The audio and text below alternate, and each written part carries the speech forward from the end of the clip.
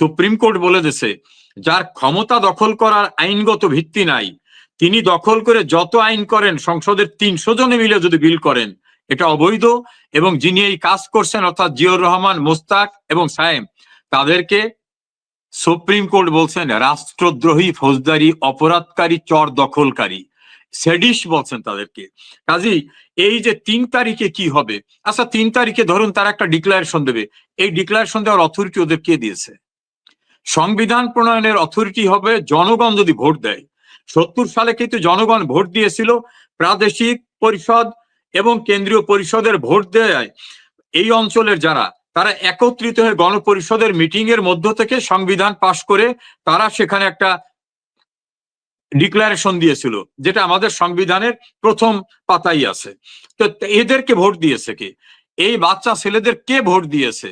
এই দেশে 18 কোটি মানুষ বসবাস করে, কার ভোটে ওরা এই চার্টার ঘোষণা করতে পারতেছে?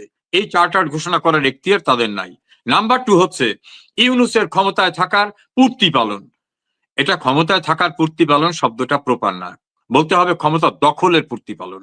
কারণ আমাদের সংবিধানে কোনোভাবে অনির্বাচিত ব্যক্তিকে রাষ্ট্র ক্ষমতায় অধিষ্ঠিত হওয়ার কোনো সুযোগ নাই। যদি কেউ অধিষ্ঠিত হন তাহলে সংবিধানে যে বিধান নাই আপনি সেই বিধান করলে এটা হবে রাষ্ট্রদ্রোহিতা। ফলে ওনার অবৈধ ক্ষমতা দখল উনি যেটা মেটিকুলাস ডিজাইনের মাধ্যমে করেছিলেন ওনার দেশীয় এবং বিদেশি ওস্তাদদের সাহায্যে, সেটা অবৈধ। এই জন্য 3 তারিখ, 5 তারিখ, 8 তারিখ কি হবে এটা আমার কাছে অস্পষ্ট। তবে কিছুই যে হবে না এটা আমি মনে করি। একটা বিষয় বলি, এরা প্রত্যেকেই তো মহান মহান ব্যক্তি হয়ে গেছেন। যেমন জামাত বলতেছে সব আমাদের তৈরি করা। জামাতের বড় অনুষ্ঠানে জামাতের প্রধান ডাক্তার শফিকুর রহমানকে বলা হলো জুলাই আগস্ট আন্দোলনের প্রকৃত মাস্টার মাইন্ড তিনি, উনি অস্বীকার করলেন না। আবার ডক্টর ইউনূস ক্লিন্টন ফাউন্ডেশনের অনুষ্ঠানে তথ্য সম্প্রচার উপদেষ্টা মাহফুজ আলমকে পরিচয় করে দিলেন যে ইনি হচ্ছে মাস্টার মাইন্ড। আবার ওই দেশে থাকা অবস্থা একটা টেলিভিশন চ্যানেলে ইন্টারভিউ দিয়ে এনসিপির প্রধান তিনি বললেন না না না এইটার সঙ্গে আমরা একমত না, উনি মাস্টার মাইন্ড না। আবার খায়রুল কবির খোকন, বিএনপির নেতা, সাংগঠনিক সম্পাদক, সাবেক ছাত্র নেতা, উনি বলছেন কিসের মাস্টার মাইন্ড? ওটা মাস্টার মাইন্ড তো তারেক রহমান, তার নির্দেশে সবকিছু হয়েছে মাস্টার মাইন্ড। আবার আর একজনে বললেন যে না না এরা কেউ মাস্টার মাইন্ড না, ওই যে ইনকলাব মঞ্চের প্রধান। মাস্টার মাইন্ড হচ্ছে আল্লাহ রব্বুল আলামিন। এখন এরা প্রত্যেকের মাস্টার মাইন্ড দাবি করতেছেন, প্রত্যেকেই ঘটনার নায়ক দাবি করতেছেন। আমার একটা উদাহরণ মনে পড়ে, একটা কবিতা, কবিতাটা অনেকের পরিচিত, আমি একটু পড়ি। রথযাত্রা ধুমধাম, ভক্তরা লুটায়ে পায়ে করিছে প্রণাম। রথ ভাবে আমি দেব, পথ ভাবে আমি, মূর্তি ভাবে আমি দেব, হাসে অন্তর্যামী। অর্থাৎ রথযাত্রায় রাস্তার উপর থেকে রথের মূর্তি যাচ্ছে, এখন রথ ভাবে আমিই তো দেবতা, কারণ সবাই সে প্রণাম করতেছে। পথ ভাবতেছে আমার উপর থেকে রথযাত্রা যাচ্ছে, আমিই তো। রথ ভাবে আমি দেব, পথ ভাবে আমি, আর মূর্তি ভাবতেছে আমি দেবতা, আর অন্তর্যামী বলতেছে তোরা কেউ দেবতা না, দেবতা আমি। এই যে যারা 8 তারিখ, 5 তারিখ, 3 তারিখ করতেছে, এদের কারোই লিগাল কোনো ম্যান্ডেট নাই, এরা কেউ কিছুই না।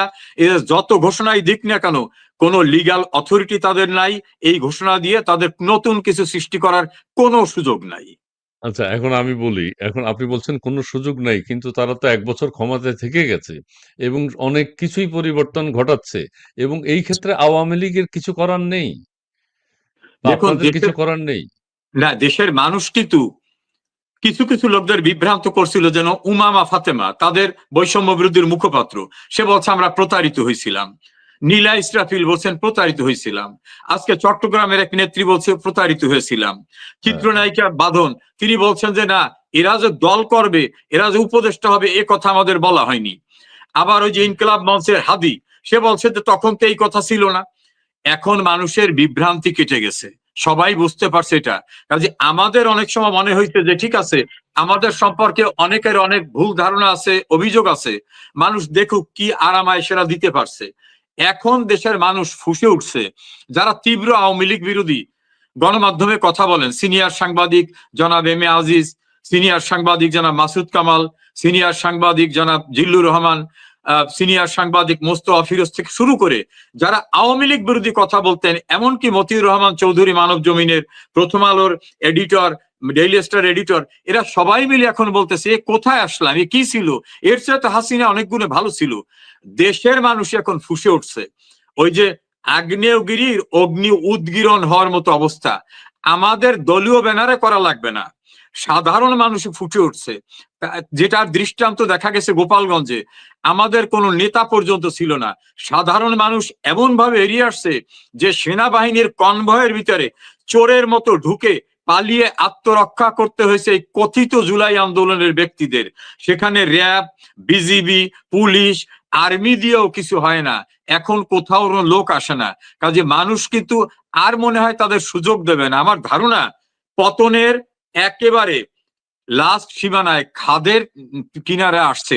আর আওয়ামী লীগের তো বাংলাদেশে 1/3 মানুষ নিরঙ্কুশ ভাবে আওয়ামী লীগ করে। 18 কোটি মানুষ যদি ধরি, তাহলে 6 কোটি মানুষ বাংলাদেশে, আমরা কজন বিদেশে আছি, জেলেই বা কতজন আছে। মানুষ কিন্তু ফুঁসে উঠতেছে। সেদিন খুব দূরে নয় আচ্ছা, যে এই যে যারা অনেক অকর্ম কুকর্ম করতেছে, তাদের আর বেশি দিন সময় আছে বলে আমার মনে হয় না। আপনি মনে করেন না? আচ্ছা, আপনাকে আমি এখন একটা কথা বলি। বসুন্ধরার কোন কনভেনশন আশেপাশে নাকি আওয়ামী লীগের নেতাকর্মীরা এক হয়েছে এবং সেখানে শত শত আওয়ামী লীগ নেতাকর্মী এক হয়েছে। আবার সেখানে একজন রানিং সেনা কর্মকর্তা মেজর, সেখানে তিনি নেতৃত্ব দিয়েছেন কিভাবে যুদ্ধ করতে হবে, যুদ্ধের প্রশিক্ষণ সেখানে দিয়েছেন। এই প্রসঙ্গে আপনার কোনো বক্তব্য আছে কিনা? দেখুন, আওয়ামী লীগ এই জাতীয় কোনো কর্মকাণ্ডের সঙ্গে জড়িত না। আমি আওয়ামী লীগের একজন দায়িত্বশীল কর্মী হিসাবে চ্যালেঞ্জ করে বলছি, আওয়ামী লীগ কোনো অস্ত্র ট্রেনিং দেওয়া লাগে না। কারণ 1971 সালে বিশ্বখ্যাত পাকিস্তানি জাদ্রেল সশস্ত্র সেনাবাহিনীকে মোকাবেলা করছে নিরস্ত্র বাঙালিরা আওয়ামী লীগের নেতৃত্বে। কাজে আওয়ামী লীগের এই কোন মেজরে দিয়ে ট্রেনিং দেওয়ার জন্য এটা হাস্যকর কাহিনী তৈরি করা। এগুলো এমন গল্প সাজাচ্ছে, এগুলো খুব র হ্যান্ডের গল্প, স্ক্রিপ্ট ভালো করে লেখা হচ্ছে না। আওয়ামী লীগের সারা দেশের মানুষের ভিতর যে ট্রেনিং, সেটা হলো জয় বাংলা ধ্বনি, বঙ্গবন্ধুর প্রতি ভালোবাসা, শেখ হাসিনার প্রতি আনুগত্যতা, দেশের প্রতি কমিটমেন্ট। এখানে এইটা কোনো বোকাও করে, ঢাকার মতো জায়গায় যেখানে আমার ইউনিয়ন কমিটি একটা লোক নিরাপদ না, আমি এটা কনভেনশন সেন্টারে আওয়ামী লীগ লোককে ট্রেনিং দেওয়া হইতেছে। এই গাল গল্প। এটা ওই যে একটা সিনেমা দেখছিলাম, শাহজাদি গুলবাহার আকাশ থেকে ওড়ে, পরে শুনলাম যে এটা আরব উপন্যাসের গল্প। এইরকম গল্প রচনা করতেছে। এটা হলো আওয়ামী লীগ সম্পর্কে মানুষকে একটা বিভ্রান্তিকর ধারণা দেওয়ার জন্য।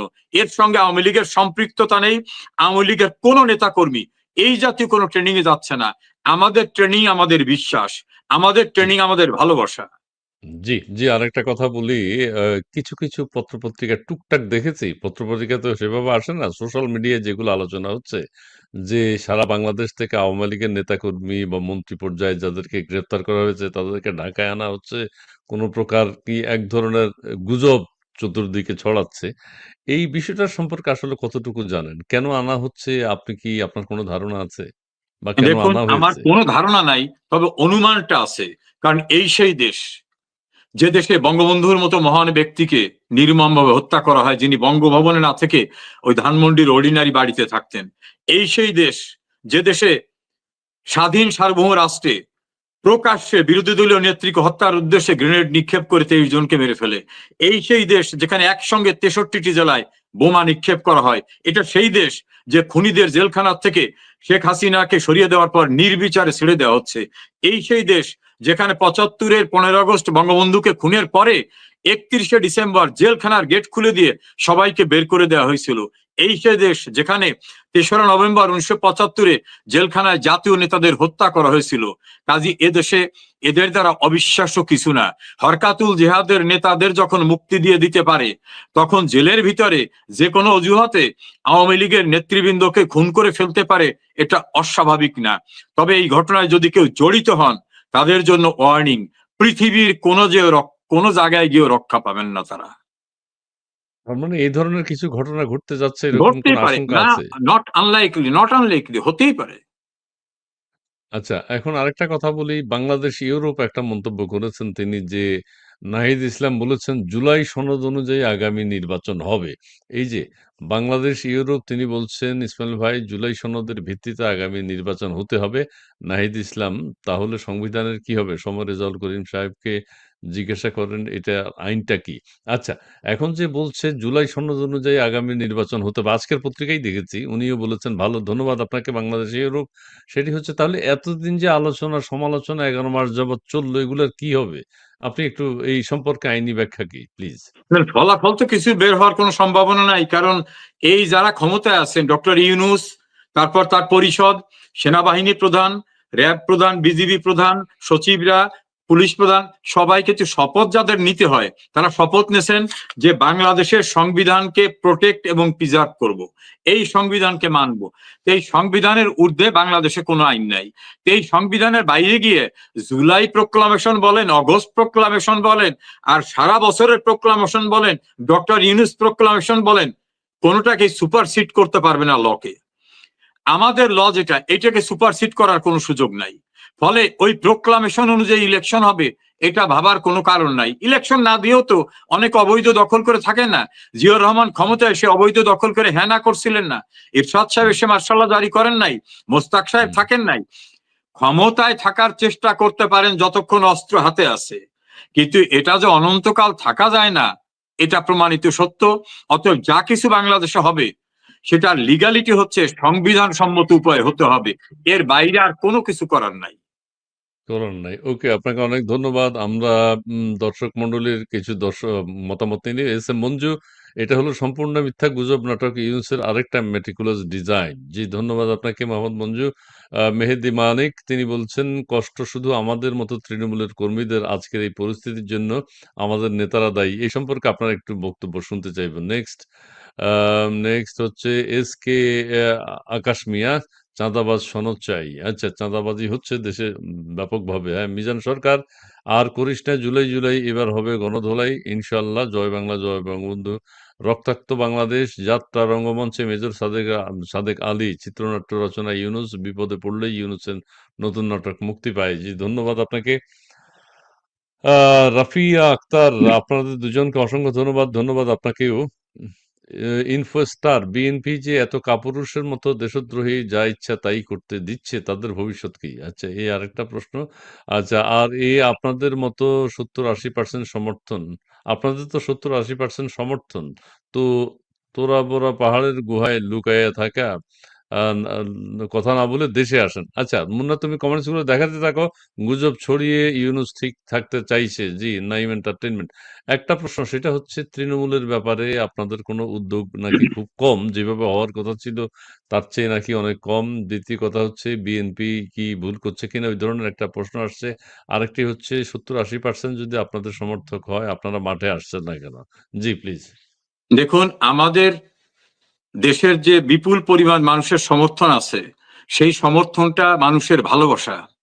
এই জায়গায় আমাদের যেভাবে নির্মম ভাবে যেখানে পায় মবের মাধ্যমে মেরে ফেলা হয়, 245 জন 75 জন মানুষকে রাস্তাঘাটে পিটিয়ে মারা হয়েছে এবং এর কোনো বিচার হবে না।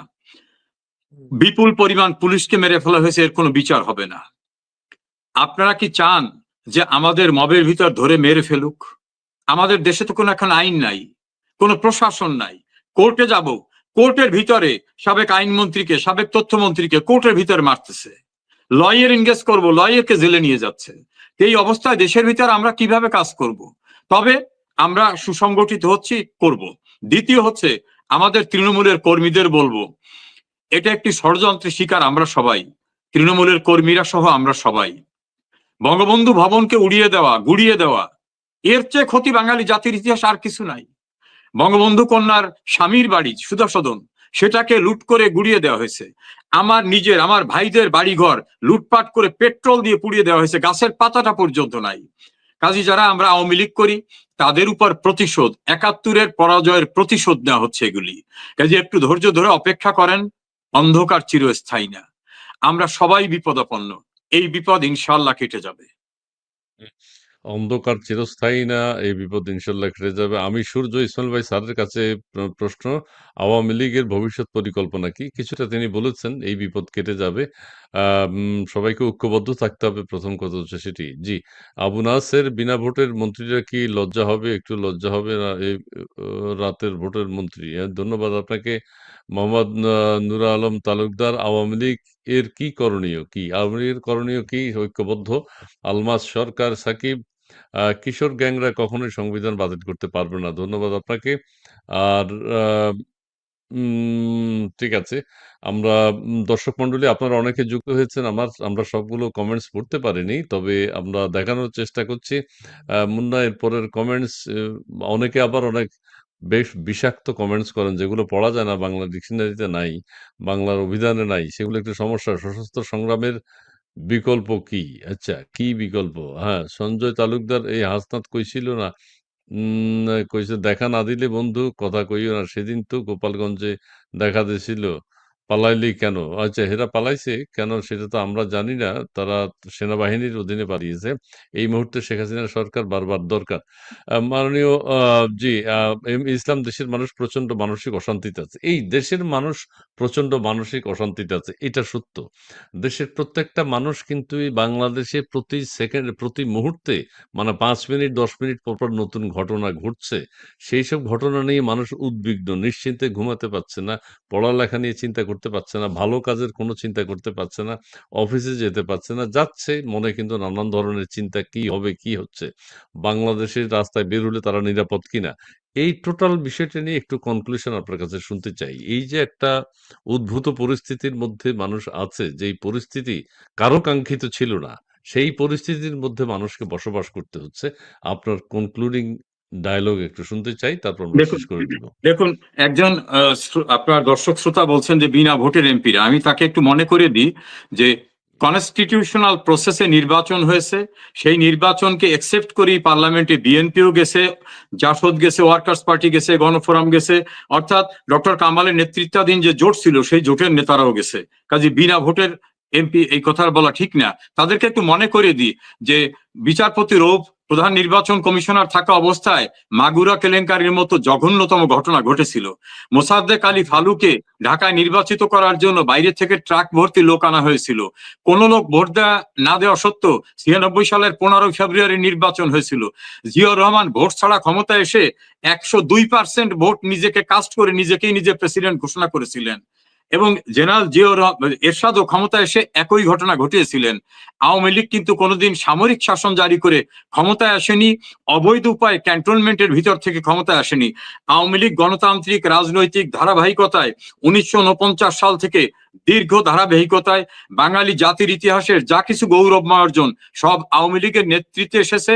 আমি সেই দলকে রিপ্রেজেন্ট করি, সেই দলের একজন কর্মী। আর দেশের ভিতরে তো চরম অশান্তি, আইন শৃঙ্খলা নাই, প্রশাসন নাই, বিচার বিভাগ নাই, ভয়াবহ নৈরাজ্য। এই নৈরাজ্যে ডক্টর দেবপ্রিয় ভট্টাচার্য বলছেন যে এখন এদের এক্সিটের সময় এসে গেছে, অর্থাৎ খাদের কিনারে এসে পড়েছে, মানুষকে রুখে দাঁড়াতে হবে। এখন সময় এসেছে এদেরকে শুধু না বলা না, এদেরকে প্রতিরোধ করার জন্য সম্মিলিতভাবে আমাদের ঐক্যবদ্ধ হবার।